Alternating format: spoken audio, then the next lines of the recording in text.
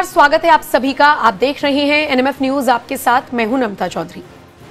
ये बात बिल्कुल सही है कि फर्क संस्कारों का ही होता है, नहीं तो एक ही घर के दो बच्चे कई बार अलग अलग राहों पर चलते हुए नजर आते हैं। वो मजाक मजाक में आपने बहुत सारे लोगों को कहते हुए सुना होगा कि एक घर में अगर दो बच्चे हैं, यानी दो बेटे फॉर एग्जाम्पल आप ले लीजिए, उनमें से अगर मान लीजिए पिता शराब पीता है तो एक बेटा इसलिए शराब पीना सीख जाएगा क्योंकि उसका पिता शराब पीता था, और दूसरा बेटा जिंदगी भर शराब नहीं पिएगा क्योंकि उसने देखा कि उसका पिता शराब पीता था तो क्या होता था घर में।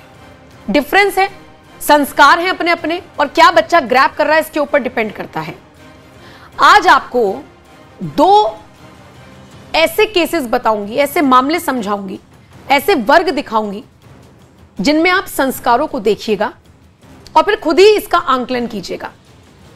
सबसे पहले कश्मीर से सामने आया ये वीडियो देखिए।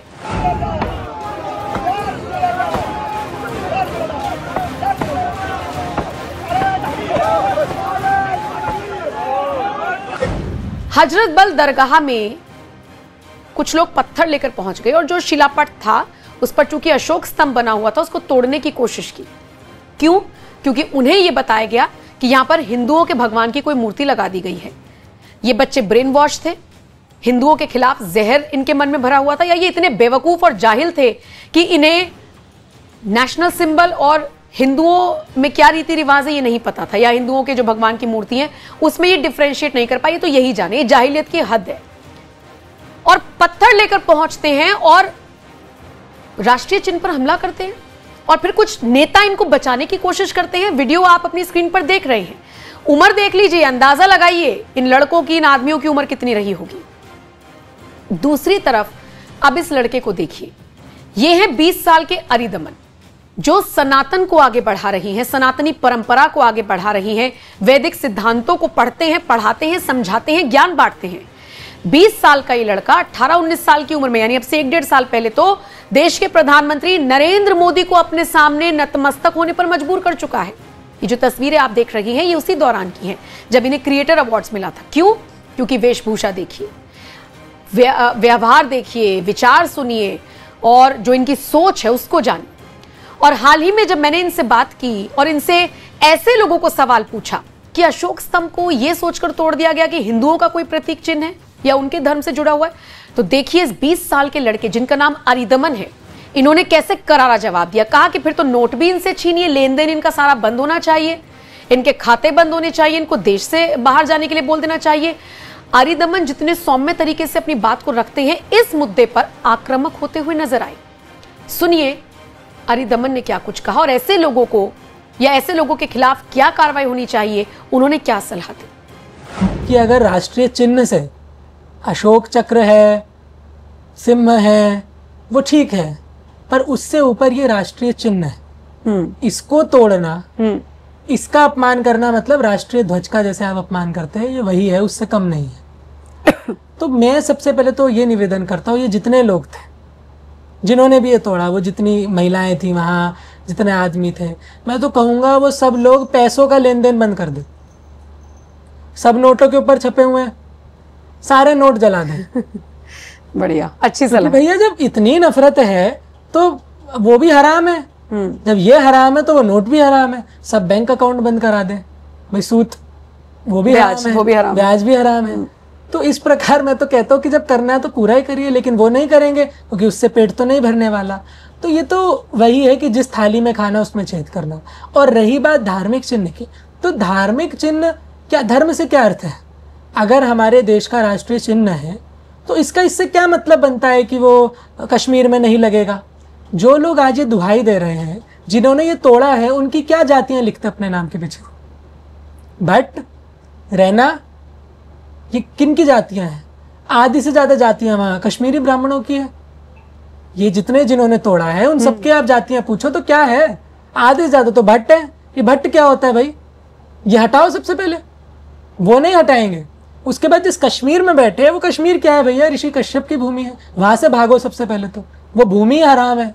जहाँ बैठे हो वहाँ मार्तंड सूर्य मंदिर है, 64 भैरवों के मंदिर हैं, शारदा पीठ भी उस भूमि पे थी, है ना, अनेकों जिनके इन्होंने नाम बदल दिए, है ना।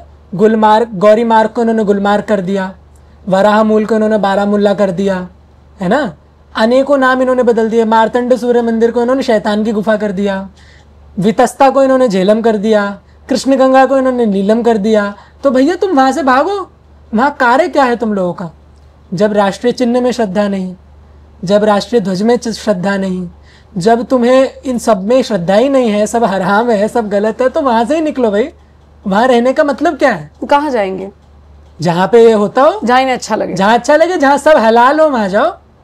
तो मेरा तो स्पष्ट बात ये, अब लोग आ जाएंगे इसमें विरोध करने की, तुम तो गलत कह रहे हो। भाई देश के नागरिक तभी तो मैं मानूंगा जब देश के प्रति उनकी श्रद्धा होगी। अगर मैं राष्ट्रीय ध्वज का अपमान करूं, राष्ट्रीय चिन्ह का अपमान करूं, ठीक है, जिस देश में रहता हूं उसकी खूब दिन पर दिन निंदा करूं, अपने पूर्वजों की निंदा करूं, तो ठीक है, मेरा हिंदू घर में जन्म हुआ है, पर मैं उससे राष्ट्रभक्त तो सिद्ध नहीं होता ना। सही बात। राष्ट्रभक्त मुसलमान भी हो सकता है, अब्दुल कलाम भी थे। तो क्या हमने उनसे बोला क्या मुसलमान थे तो आप काम सम्मान नहीं करेंगे? हम तो वंदन करते हैं उनको, हम हाथ झुकाते हैं, सर झुकाते हैं उनके आगे।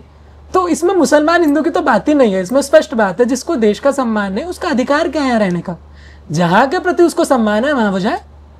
तो ऐसे लोगों का आप ये मत सोचिए कि वो लोगों को कोई पता नहीं था, बेचारे मासूम थे, बरगला दिया गया, मैं ये ना सोचूं। नहीं होते हैं, नहीं नहीं। वहां के नेता लेकिन कह रहे हैं कि जिन मुसलमानों ने ऐसा किया उनके खिलाफ जैसे एफआईआर की मांग हो रही है, तो ऐसा नहीं होना चाहिए, बल्कि सवाल वक्फ बोर्ड पे उठना चाहिए कि उन्होंने अशोक स्तंभ लगाए क्यों। कुछ नेता कह रहे हैं वहां के।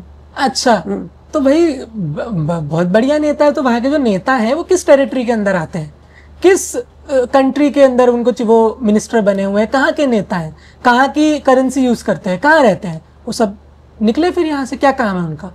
तो ये तो स्पष्ट बात है, इसमें तो दो राय नहीं होनी चाहिए। और ऐसे लोगों को तो वो तो हमारे देश की सरकार का और हमारे देश के तंत्र का, जो हमारा न्याय प्रणाली है, इन सब का तो इनको आभार देना चाहिए जो अब तक इनकी सुन रहे हैं। किसी और देश में होते तो इनको अब तक भगा चुके होते वहां से। तो ये तो निंदनीय, मैं तो कहता हूँ वहीं लाठियां पड़नी चाहिए थी, और बड़े कठोर शब्द में कहता हूँ। ऐसे लोगों का क्या सम्मान, किस बात का सम्मान? और अगर ठीक है इन्होंने बहकावे में कर दिया तो पकड़िए उनको जिसने भड़काया था। इतना कठिन कार्य तो नहीं है ना उनको पकड़ना।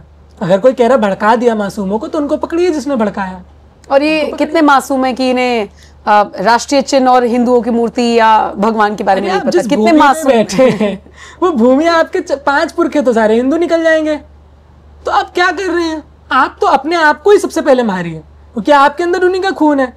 भाई मैं अगर अपनी माता का बेटा हूं, अपने पिता का बेटा हूं, मैं कहूँ ये मेरे माता पिता नहीं है, तो मेरे कहने से कुछ नहीं होगा, मेरा डीएनए तो वही रहेगा। तो उसके लिए मेरे पास एक ही उपाय है, या तो मैं ये मान लूं मैं इनका ही बेटा हूं, उनका सम्मान करूं, उनकी परंपराओं का निर्वहन करूं, कुछ ना करूं तो उनका सम्मान तो करूं, ये रिकॉग्नाइज तो करूं, हाँ मैं इनसे ही निकला हूं। या तो मैं ये मान लूं, या फिर मैं खुद को ही मार दूं, क्योंकि मैं सह नहीं सकता कि मैं उनका बेटा हूं। तो जो लोग ऐसे हैं जो ये कह रहे हैं कि हमारे यहाँ क्यों लगा दिया है चिन्ह क्यों, सबसे पहले करेंसी का उपयोग बंद करो, पैसे का लेन देन बंद करो, बैंक्स में मनी ट्रांसफर बंद करो, ठीक है, स्कूल कॉलेज जा रहे सब बंद करो, कि सब जगह राष्ट्रीय चिन्ह लगाए। तो ये मूर्खता वाली बातें, और मूर्खता नहीं, ये सठ लोगों के काम है, जो धूर्त लोग होते हैं ये उनके काम है, और इनके लिए कोई माफी नहीं होनी चाहिए। स्पष्ट कहता हूँ, कोई माफी नहीं होनी चाहिए ऐसे लोगों के लिए। आपको लगता है कि संस्कारों का फर्क है? बिल्कुल है।